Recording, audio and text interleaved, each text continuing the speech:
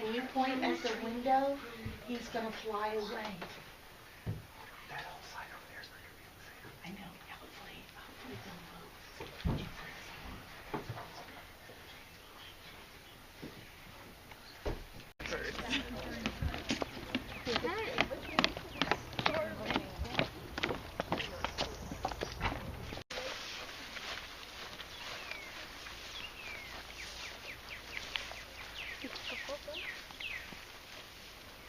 And we're going to use the term watershed. Remember, this was on your quiz. Why would we want to help bees?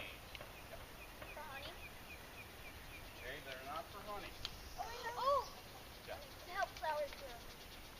Okay, they're important to help the cycle of all the plants and the flowers. And so, Here's the one fish. Oh, nice. One at a time. I'm taking this guy. I'm taking this guy. Watch out for our blind one. Alert. Gunshot wound one. No. Give us. What I had four. One at a time. That's good. Who's next? Okay. Put him in one hand and hold him up like this.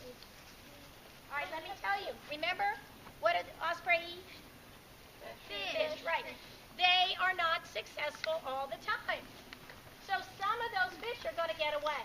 So I'm going to collect those for habitat loss. So what's habitat?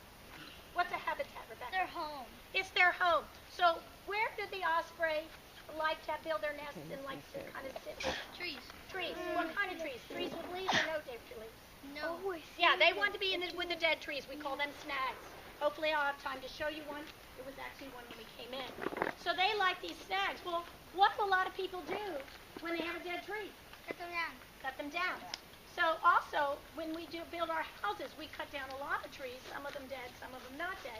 But we're actually making it harder for the osprey. So he has to take the time to find another habitat that has some good dead snags, dead trees for them. So I'm going to take your H cards.